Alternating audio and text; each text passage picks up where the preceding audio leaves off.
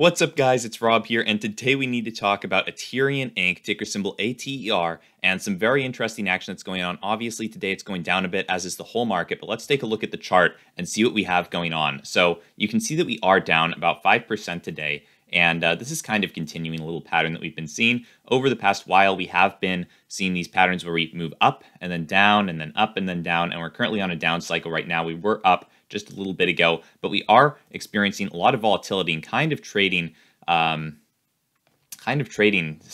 almost like, it's almost like a big earthquake just happened, right? And if you ever look at those charts of, earthquake tracking, you see really massive movements, and then it starts to slow down and become smaller and smaller. But this is actually creating some interesting patterns for us, almost wedge-like patterns, but not quite. But you can see that we are moving down a bit. And we're actually about to be hitting a very important support and resistance level that we've seen in the past, $11.25. So if you look back here, you can see that $11.25 was actually one of the resistance levels that we hit right before we moved up in a massive way and made massive gains upwards, hitting $20 eventually. But it was acting as a fairly significant resistance level, right? We bounced off of it and eventually broke through, then used it as a brief support right before making new highs. Now, you can see that we've continued this pattern, right? We've used it as a little bit of a support here before eventually breaking through, and then it acted as a resistance for a while before we were able to overtake it yet again, right? It acted as a resistance over here and over here as well. We tried breaking through a couple of times before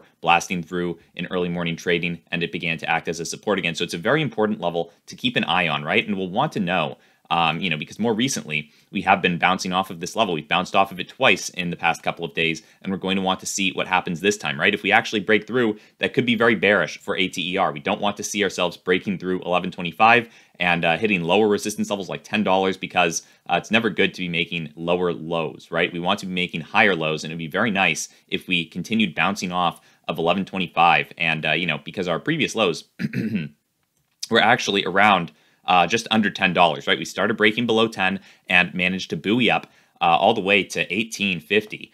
And now that we're making, now that we're on another downward cycle with this stock, it would be nice to see bouncing off of another resistance level, right? Not $10 again. We don't want to keep going back to this $10 level because the more times that we go back to it, the higher likelihood there is that we're actually going to break through it and never return to these highs. So that is something to watch out for. If you're invested in this stock and you are seeing us break through 11.25, it's not guaranteed that we're going to continue going down. Obviously, a lot of the times stock will break down below a level or above a level and then just buoy off of it. It's not like these are perfect little lines that we can draw and know for sure that we're going to bounce off exactly, kind of like we have in the past, but it is an important level to watch and to see if there's a lot of volume and momentum after we break or touch that level, right? We want to see that if we're touching 11.25, that a lot of volume is potentially coming in and shooting us up, or is supporting the fall and kind of carrying us on our way down so that we're not just blasting through the support level. We really don't want to see just a huge red bar shoot us down through 11.25, and we definitely don't want to see ourselves hitting 10. Now, what I think about ATR and the short squeeze that's going on, if you look at Ortex, I've actually drawn some figures here, and you can see that we have been experiencing a couple of minor short squeezes every now and then, right? And that has been responsible for some massive upward swings in price. But the important thing to note about this is that shorts are losing, and you can see that even today, some more people are adding to their short positions, actually helping to drive us down. But if you look over here, you can see that I've drawn a couple of circles, and this chart is basically, the yellow line is the short interest as a percentage of the free float. Now, as this has increased, you see we saw massive gains around this time when I've drawn this circle, and at the prices of, around $6 to $8. That's mostly where these shorts were taking their positions. You can see a lot of them did end up getting squeezed out, especially when we got close to $20. However, that quickly rebounded and more people took short positions. However, we've more recently dropped significantly short percentage-wise, right? We were up around, I believe, 30 or 40%. 40 or 50%, and now we're at 30% right now, 31.66%. And this circle is actually around where a lot of shorts were exiting their positions. And actually, it looks like taking a bit of a loss on those positions because if you look, most of the shorts were gaining and entering their positions around under $8. And then above $8, probably in the $12, $13, $14 range, a lot of those shorts were exiting. So that may be a sign that these shorts are getting worried that this stock is going to continue running up and be willing to actually take a loss on their position.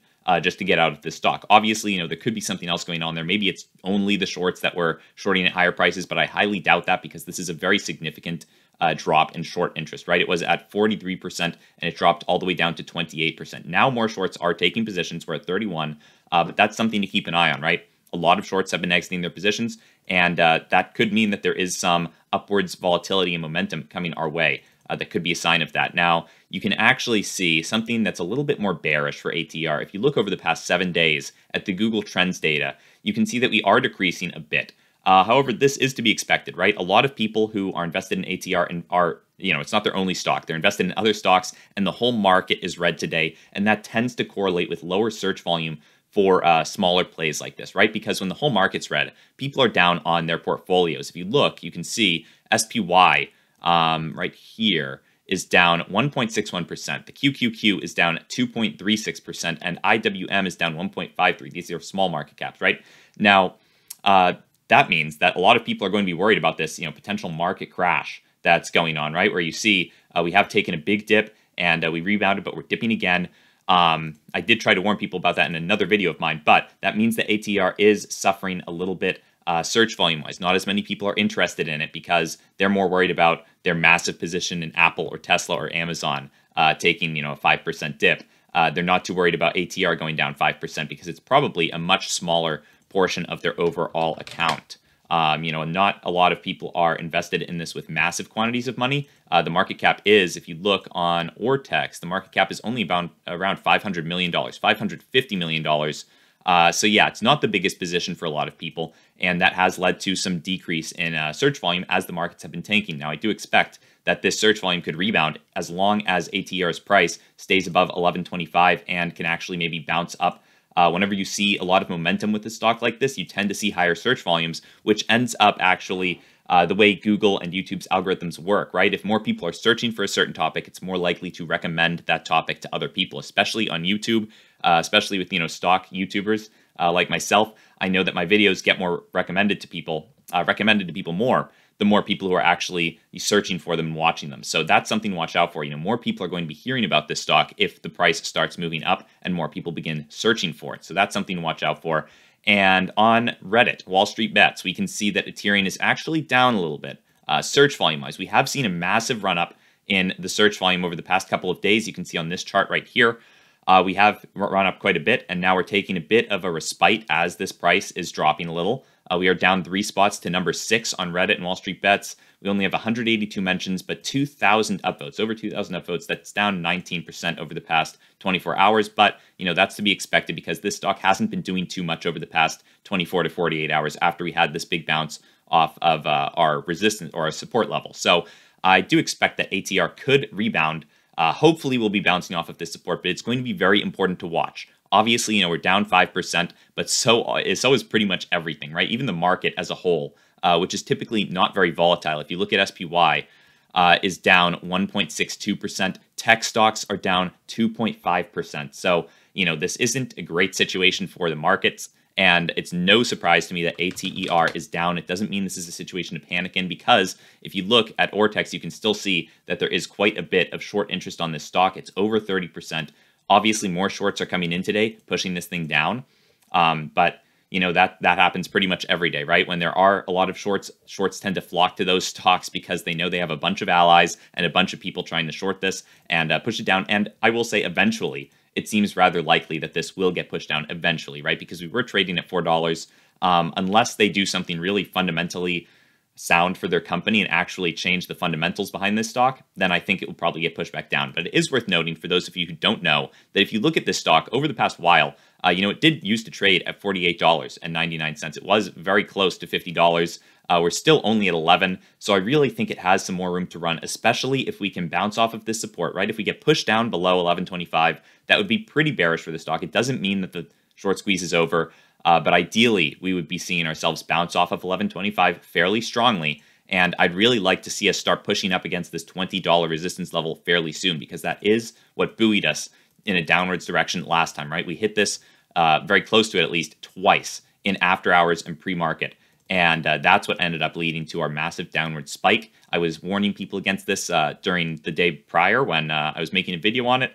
I said $20 was going to act as a fairly significant resistance, and if you look, you can see exactly why, because it has acted as a strong support in the past as well as a strong resistance in the past, and that's the perfect place for a lot of these shorts and institutions to take advantage of traders' instincts and tell them there's a significant level right here, and to start shorting and pushing this thing down. And a lot of traders will follow suit and actually sell their shares if they see this thing bouncing off of a key resistance level.